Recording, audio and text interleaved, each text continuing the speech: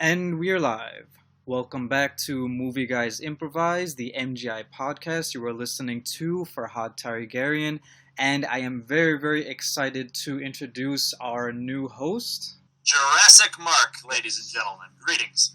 Greetings. I'm very happy to have you with us today, Jurassic Mark. So, last episode in the MGI podcast, we were talking about a documentary from 2001. It was simply called Neanderthal. And for today's episode, I wanted to talk about a comedy from 1999 known as Office Space. So, Jurassic Mark, you said you've watched this before, and I think you watched it recently too to freshen up on today's podcast. So, what were your reactions the first time you ever watched it? Did you watch it in theaters or was it like a home video rental? I think it was more of a Netflix whim kind of deal. You know, it popped up on my feed and I decided to check it out. I remember liking it then, and I liked it again this time. It's certainly more relatable now that I've actually worked in buildings that are every bit as gray as the one I've seen in this movie. Yeah. Cubicle forests. Yeah, definitely. So I think one of the biggest appeals about this movie is about how relatable it is to like grown-ups, people who do the usual nine to five daily routine. This movie has also drawn a lot of comparisons to the TV show The Office. Have you seen The Office before as well? Oh yeah, no, I quite like The Office. I've never seen the British version, but yeah, like everybody else, I grew up with the American version. I've always dreamt about putting somebody's stapler in Jello Oh man. too, so maybe the comparison's spot on. Probably, yeah. I think the TV show and the movie they draw a lot of comparisons to each other. So yeah, I guess for our audience, we can draw up a real quick plot summary. This movie is about a white-collar worker who goes by the name Peter Gibbons, played by Ron Livingston.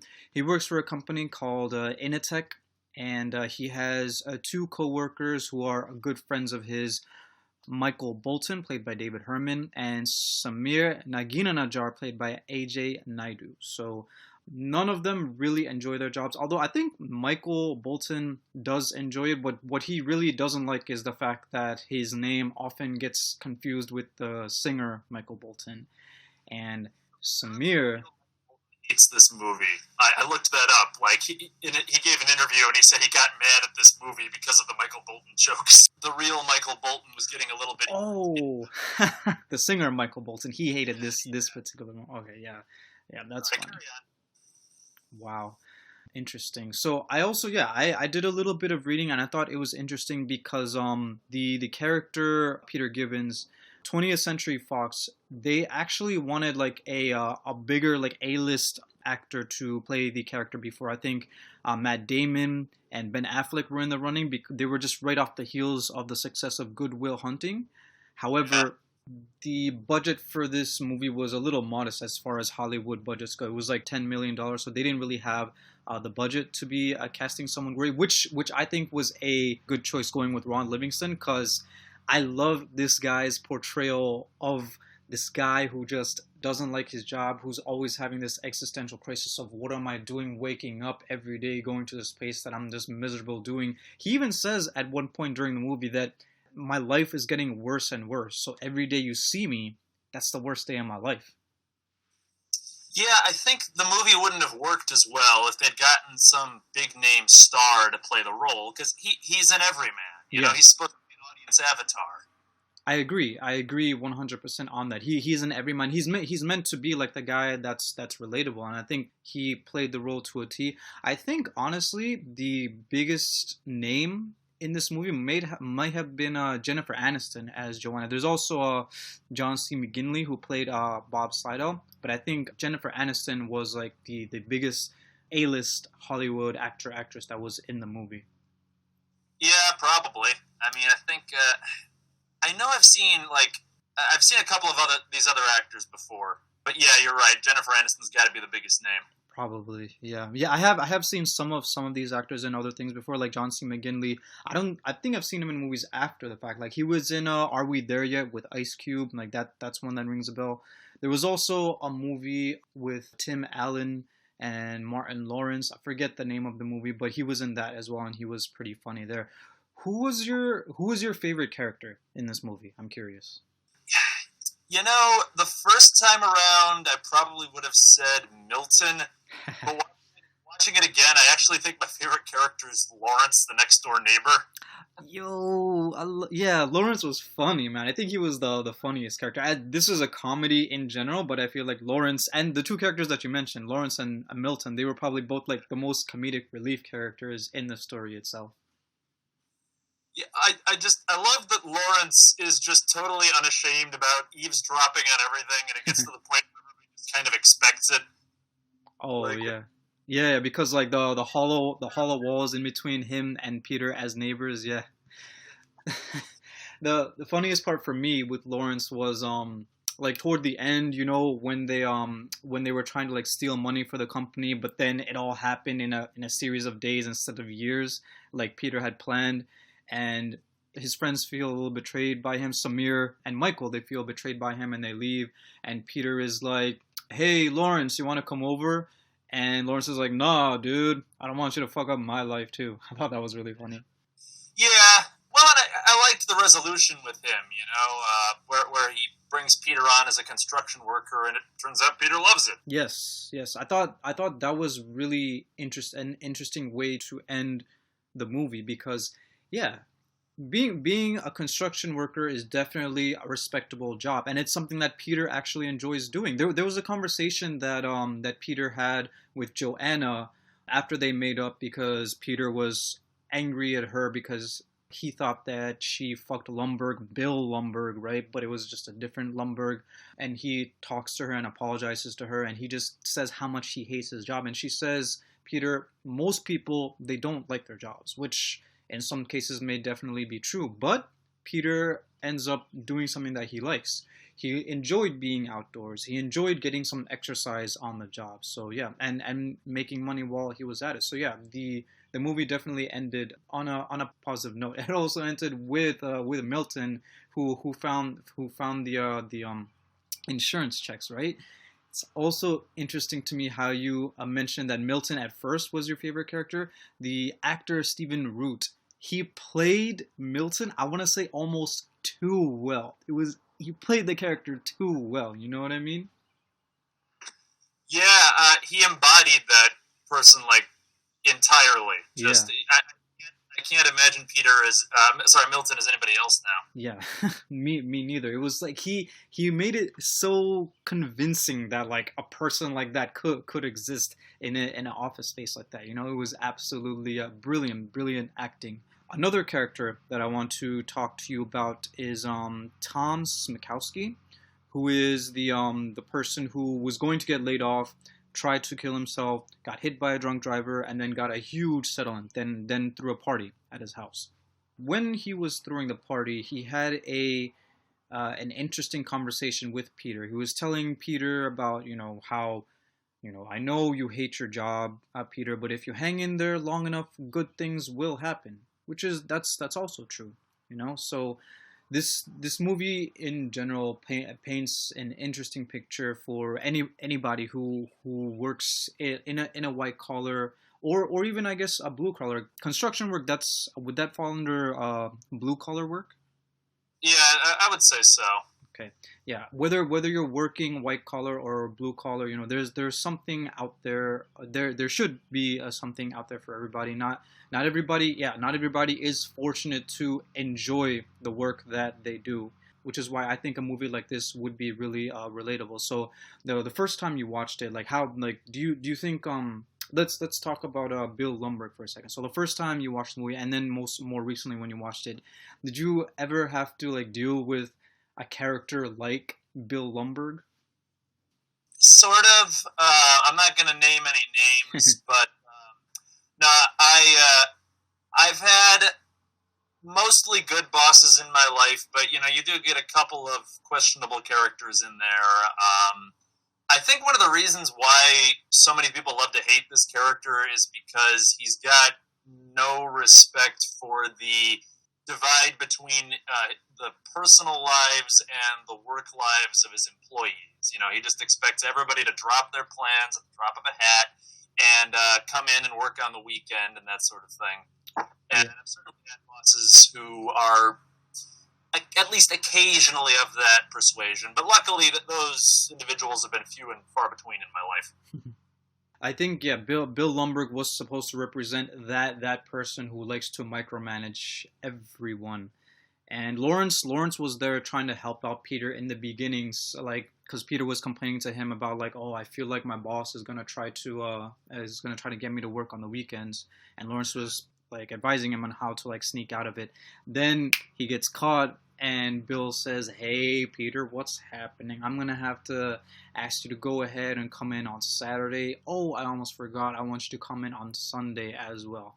Luckily for him, though, his girlfriend has him meet with I think the actual title is occupational hypnotherapist, which is actually my two favorite characters in this movie are Dr. Swanson, played by Mike McShane, and Samir Nagina Najjar, played by AJ Naidu.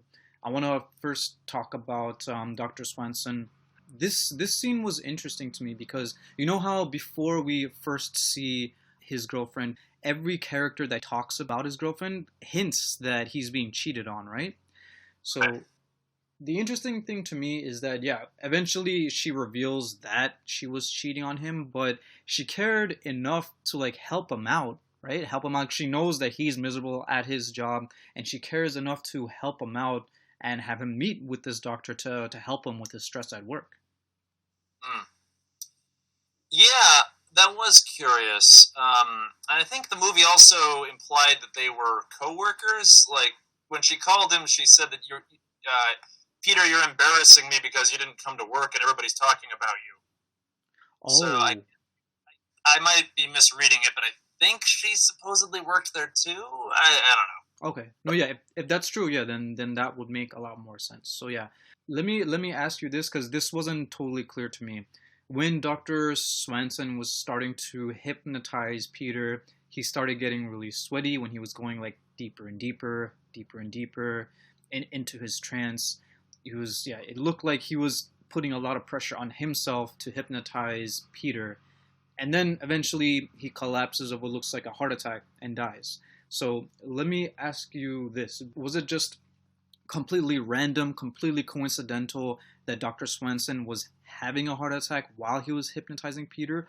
Or was the movie trying to tell us that Peter was so stressed out at his job that the doctor had to put like extra effort into hypnotizing him, and that's what caused him to die? That part was like unclear to me. Well, I never thought of it that way. I think the movie was trying to play it off as a coincidence because that would seem to play into the broader theme of a lot of seemingly random events having huge consequences for people's lives. You know, like Milton deciding he's going to burn down the office is something that seems to be just this minor character detail at first, but it ends up paying off in a huge way in the climax. And you also get things like the coworker getting hit by the car.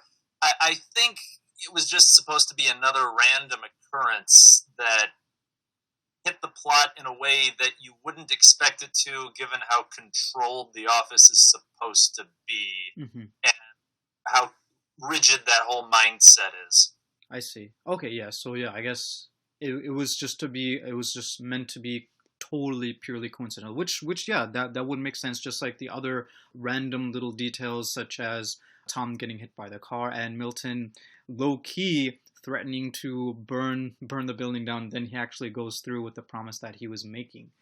So it's the most long-winded way you possibly could to articulate that, but yeah. Oh man. Tom, the other scene with Tom that was also really interesting to me, which was one of the funniest scenes for me, was when Bob, the two consultants, were like interviewing him, and one of the Bobs is like, "What would you say you do here?" And Tom kind of like flips out at them. He's like, I deal with the customer so that the engineers won't have to. I have people skills. Don't you see that? Like, what the hell is wrong with you people? And then he's just silent, and he knows that like he pretty much dug up his own grave at that job and was going to be pretty much laid off. So Bobs in general were pretty funny. True, yeah.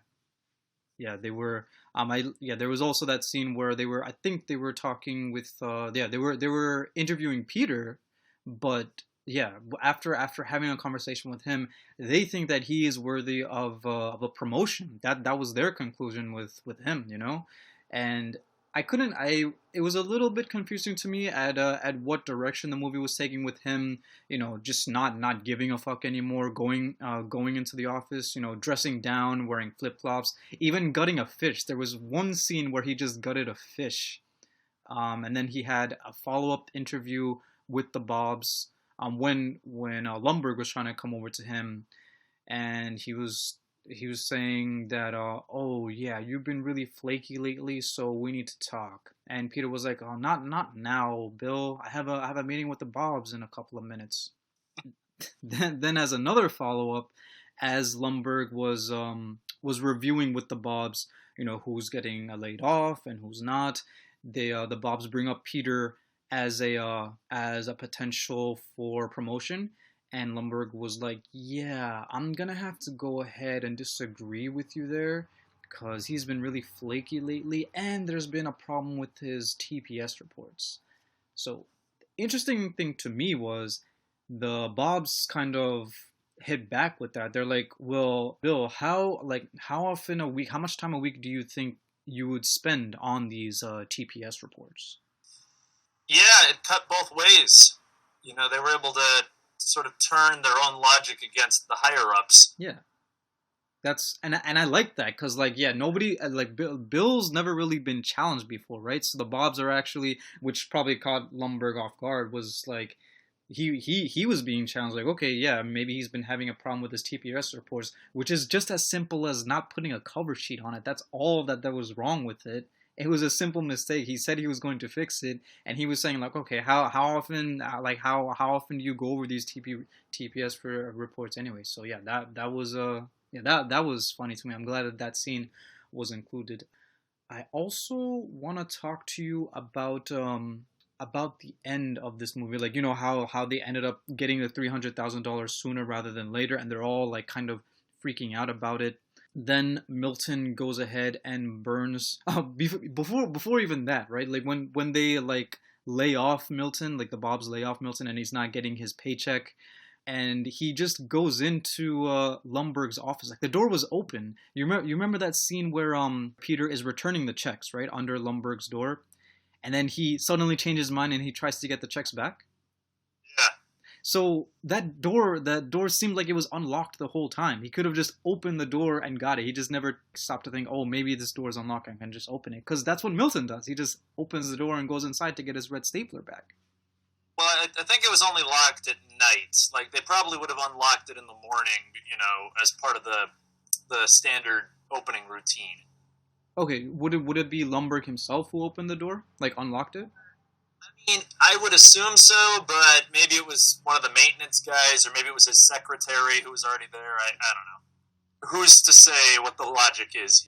Yeah. Ladies and gentlemen, just enjoy the show. Yeah, the only reason to me it comes off kind of like a plot hole is just the fact that if it was Lumbergh himself who unlocked the door and went inside, why would he not see the checks already? Like, why was it Milton who found them, right?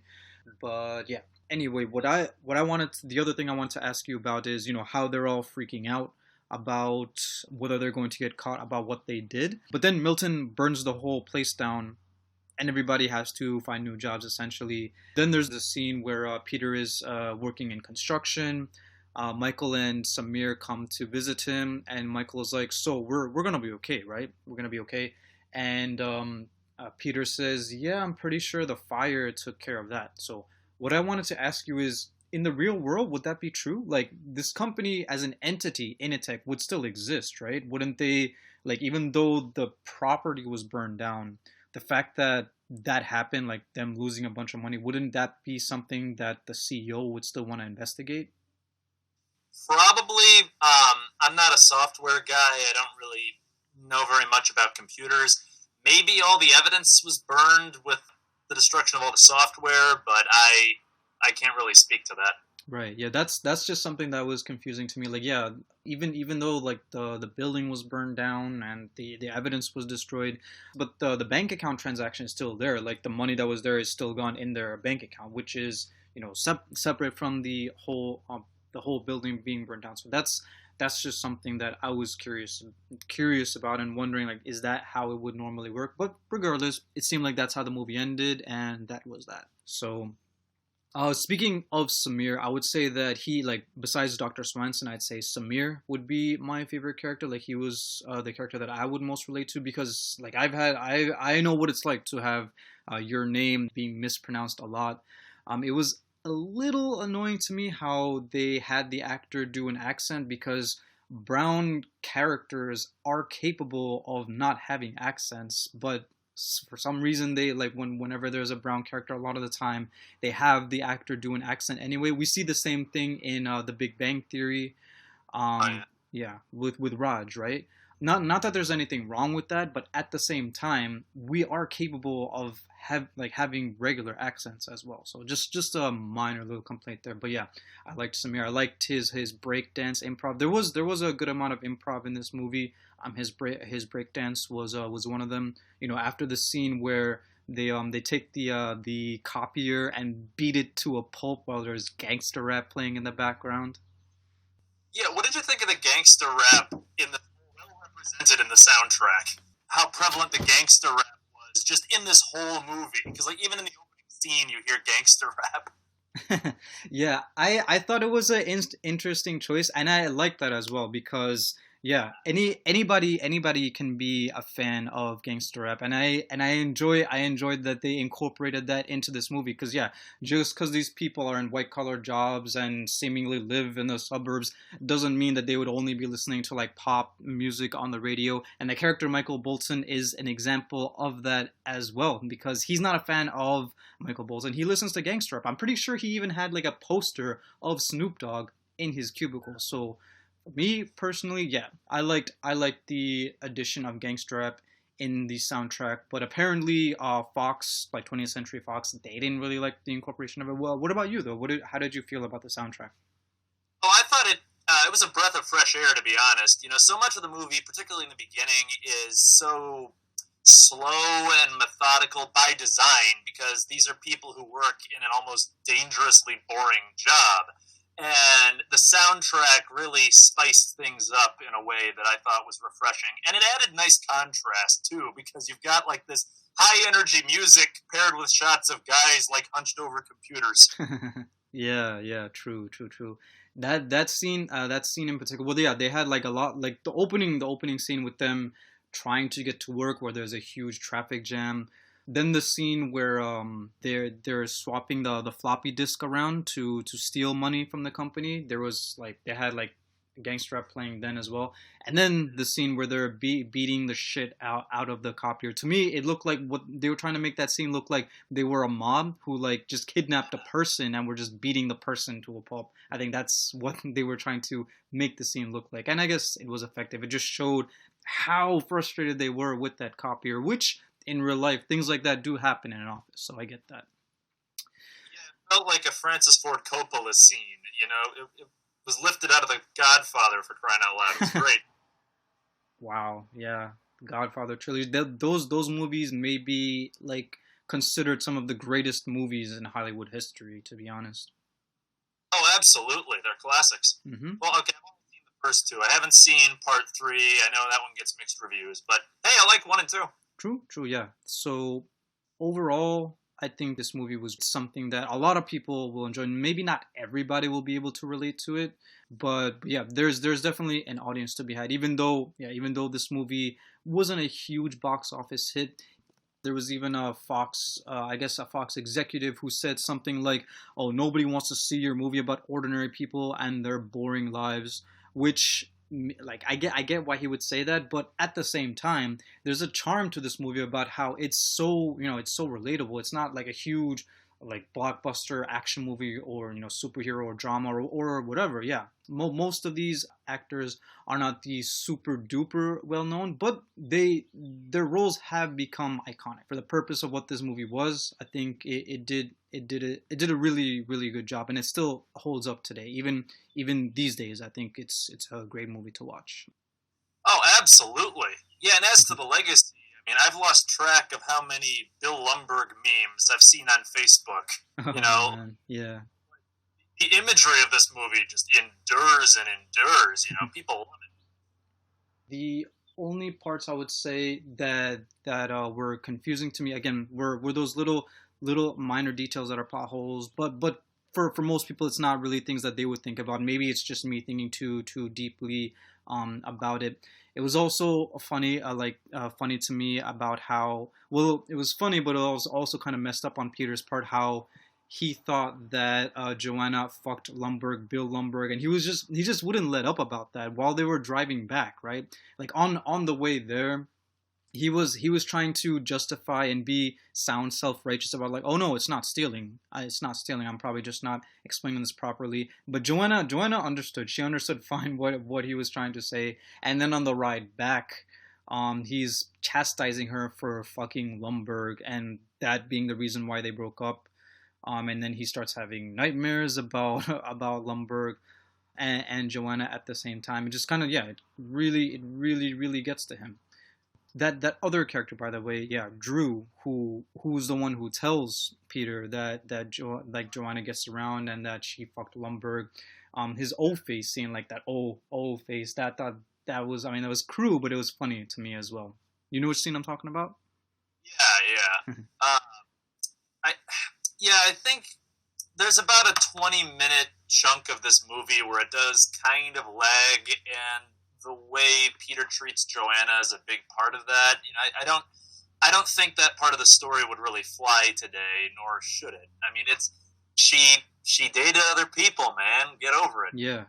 No, yeah, I agree. I get what you're saying, but in terms of how the movie handled it, they kind of, for me anyway, even whether Drew was talking about Bill Lumbergh or just whichever different Lumbergh, a younger Lumbergh, it still doesn't matter. It's just the personal vendetta, the personal hate that Peter has for Lumbergh is why he was holding it so badly against Joanna. You know what I mean?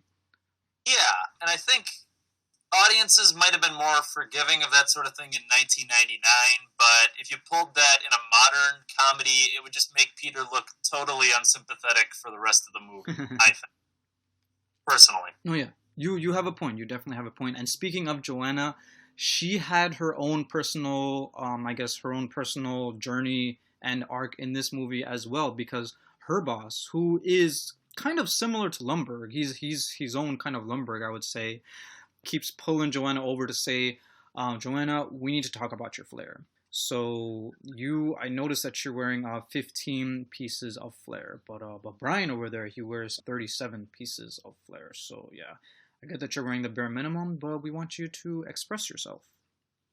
I think that's something a lot of us can very viscerally relate to. Well, first of all, the whole concept of mandatory office mandated silliness is hilarious, because like the flair, it's supposed to be something that's just fun and fun and quirky, and it shows the diners that the staff is having a fun time, but it's all mandated. Like, they're not wearing this stuff by choice. Yeah. And I think there's some good commentary in there, like, quite frankly. It's like the concept of just manufactured authenticity. We want you to think that this is how we behave in real life, but we're really just doing it to impress you. True that. Yeah, the boss said something like, they don't come here for like the burgers or whatever. They come here because of the personality, the environment. And he was using that to like basically low-key tell her that she should be wearing more flair. But the follow-up scene to that, where she says, if you want me to wear more flair, why don't you just make the minimum 37 pieces of flair? But then she blows up on him, and she's like, I hate this job.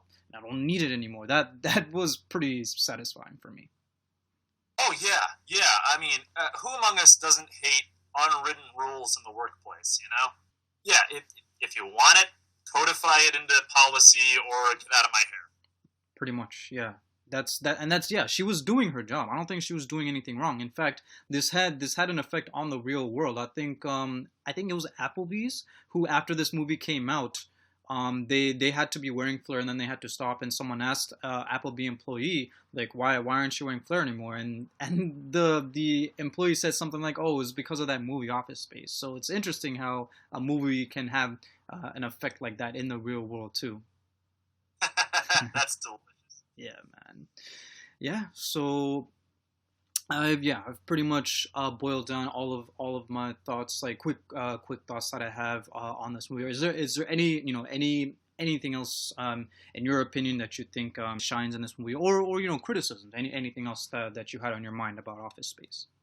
I think, yeah, my main criticism was that part we discussed earlier with Joanna, but no, I really enjoyed this movie, and I can see why it's had the cult following that it's had. You Same. know, it really does tap into a kind of borderline nihilistic mindset that is festering in all of these like gray, regimented office spaces today. And I think it was a fun way for audiences to vent their anxiety. True. Yeah, I mean, yeah, workplaces are still like the same way. People, like the people in this movie, the characters in this movie, people in real life are still, dealing with that nonsense and this bullshit to this day. Even though, like in current event status, a lot of people are probably working from home now, right? Like I work from home, but in general, I think like things like this, like people can still, like a lot of people to this day, even though this movie is quite old, it's from 1999, people can still definitely relate to it. Whether you work in an office setting, or you work in a restaurant, or if you work as someone like in construction and union, because yeah, I think Lawrence, who worked construction, he mentioned to Peter at some point how he has to wake up at like 6 or 7 every morning, and that's how it goes, like 6 or 7 like every day of the week, so he has to wake up extra early to get ready for work. But yeah, since we are nearing the end of today's episode, I just wanted to go into ratings. I think this is a pretty good movie, and I would give it a 7 out of 10. I'd probably give it about an 8 out of 10. I think we're generally in agreement about this one. Yeah, definitely, yes. So 7 saying solid. This is definitely a solid movie. I think yeah, it's rated R. They curse a lot in it, but yeah, um, everybody who has a chance to see it, I think they would enjoy it. It's a good time. This movie is a good time, and it holds up. There was never a sequel to it, but this isn't the type of movie I think that needs a sequel, right? I think this movie is fine as is, as a standalone title.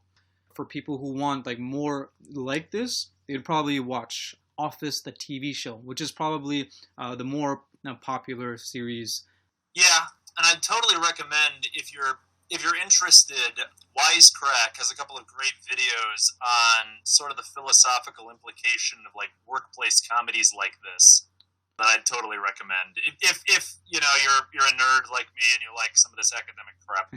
Cool. Wisecrack. Is that another YouTube channel? Yeah, they specialize in philosophy videos aimed at popular culture. Got it. Okay, that's very good to know. All right, so with this rating out of the way for Office Space, I wanted to talk to you a little bit about what next episode is going to be, and it will be focusing on My Cousin Vinny, another comedy from the 90s. I don't think I've seen that one. I'm excited to hear your thoughts on that, because that's probably one of my. I'm not a big fan of comedies in general, but that's definitely one of my favorites. So yeah, excited to see where we go with that one. So yeah. My Cousin Vinny.